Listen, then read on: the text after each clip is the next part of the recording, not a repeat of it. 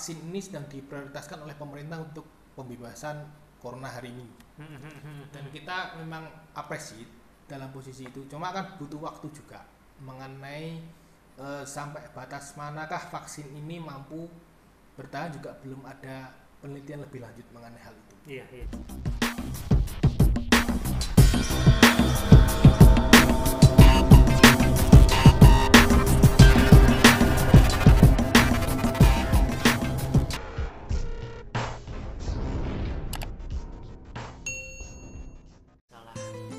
Assalamualaikum warahmatullahi wabarakatuh. Jumpa lagi dengan saya Syarif Prasetyo Rahayu. Saat ini saya sedang bersama saudara saya, kawan saya. Beliau adalah Mas Aryo Permana Kurniawan, ya. Mas Aryo ini merupakan salah satu tokoh pemuda di regional Jawa Tengah. Jadi saat ini beliau memiliki beberapa jabatan di organisasi skala regional. Salah satunya beliau sebagai wakil sekretaris KNPI Jawa Tengah, kemudian sebagai ketua GPN, Gerakan Pemuda Nusantara Kota Semarang. Nah, pada kesempatan kali ini saya hendak ngobrol-ngobrol santai dengan Mas Aryo Permana Kurniawan. Mas, santai aja Mas, mungkin ini dilepas dikit biar relax. Dan jangan salah, kami tetap bawa masker berhubung ini mau ngobrol ya, kita lepas ya. Mas Aryo juga. Kita ingin ngobrol terkait dengan PSBB. Istilahnya udah ganti kayaknya. PKPM apa? Oh, PKM ngawur lah. Istilahnya gini, sederhananya gini. PKM. Apa itu? PKM Kota Semarang kan PKM. Pembatasan kegiatan masyarakat. Pembatasan kegiatan masyarakat. Kita ngobrolnya santai ya. Istilahnya sederhananya begini. Bahwa dalam rangka menanggulangi COVID-19 yang grafiknya selalu naik di wilayah khususnya Jawa Tengah, dan lebih khusus lagi Kota Semarang, maka pemerintah membuat sebuah aturan atau kebijakan pembatasan kegiatan masyarakat. Begitu ya Mas ya? Nah, pada kesempatan kali ini Mas, saya ingin ngobrol terkait peran serta pemuda di dalam upaya penanggulangan COVID-19. Karena pandemi ini jelas kita semua tahu, konco-konco semua di rumah juga tahu bahwa akibat adanya pandemi COVID-19 ini, perekonomian, kemudian berbagai macam aktivitas kemasyarakatan terganggu. Termasuk saya ya, sudah lebih dari 7 bulan terpaksa bekerja dari rumah. Dan alhamdulillah saya tidak mengalami PHK karena saya bekerja masih di salah satu institusi atau instansi pemerintahan.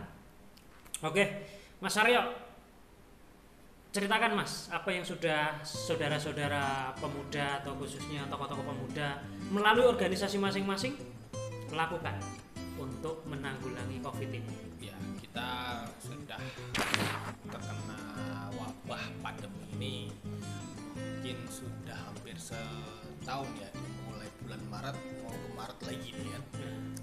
Betul. Ya, 2 bulan, 3 bulan, 4 bulan Gerakan Pemuda selalu memberikan satu edukasi untuk pemahaman, yaitu pentingnya menjaga kesehatan, terutama itu gerakan-gerakan moral untuk bagaimana kita membatasi diri atau membasmi wabah ini, selalu di edukasi kepada masyarakat. Tapi pada posisi hari ini kan hari ini bertarung mengenai yaitu pemulihan ekonomi. Dengan pembatasan seperti ini, gerak kita pun menjadi terbatas. Mengenai yang tadinya kita aktif dalam hal berkumpul, kita batasi berkumpulnya melalui Zoom. Hari ini menyibukkan diri untuk sampai menunggu kapan diselesaikannya corona ini. Kalau kapan diselesaikannya corona ini, kalau kita pernah bahas ini semacam harus ada kalau bahasanya tuh ada konspirasi dalam posisi. Aduh. Malah berbicara sampai konspirasi nih. Nah, ini Mas Aryo sebagai aktivis pergerakan ya. Pergerakan kepemudaan. Ya, saya kebetulan kenal Mas Aryo ini cukup lama, dari tahun 2009. Kebetulan kami alumni dari kampus yang sama, cuman berbeda prodi. Mas Aryo dari Fakultas Perikanan dan Kelautan dan saya dari Fakultas Sains dan Matematik. Kita berkumpul di dalam sebuah keluarga besar teater. Jadi kami berdua ini bisa dikatakan sok nyeni karena berkesenian. Kembali lagi terkait dengan Covid, Mas. Oke, saya tidak mau berbicara terlalu jauh apalagi mengenai konspirasi global. Kalau kita mau ikuti apa itu yang beredar secara daring, itu kan banyak sekali informasi. Covid ini mungkin ada atau tiada, yang jelas terpengaruh oleh adanya konspirasi global ya Mas ya. Ya, pokoknya pandemi ini jadikan satu kehidupan baru. Kehidupan baru di mana yang tetap harus bergerak, karena bagaimanapun perekonomian ini harus bangkit walaupun dengan keterbatasan tertentu. Sehingga jangan sampai kita melupakan juga wabah ini, tapi jangan sampai kita terdiam di tempat. Ini aja yang mungkin bagi pemuda terus digerakkan. Yang penting bagaimana perekonomian masyarakat menjadi hidup, itu aja jalannya. Yang sekarang ini lagi dipikirkan oleh pemuda ke depan seperti itu. Karena kembali lagi, vaksin ini sedang diprioritaskan oleh pemerintah untuk pembebasan corona hari ini. Dan kita memang apresiasi dalam posisi itu. Cuma kan butuh waktu juga mengenai sampai batas manakah vaksin ini mampu bertahan, juga belum ada penelitian lebih lanjut mengenai hal itu. Iya. Jadi pun pemuda hari ini hanya sekedar ya sudah kita mengikuti aturan hari ini yang sudah mulai meningkat, yang hari ini edukasinya berjalan seperti biasa saja, masih melalui perantara daring online, kemudian berbagai macam pertemuan pun dilakukan secara daring ya Mas ya.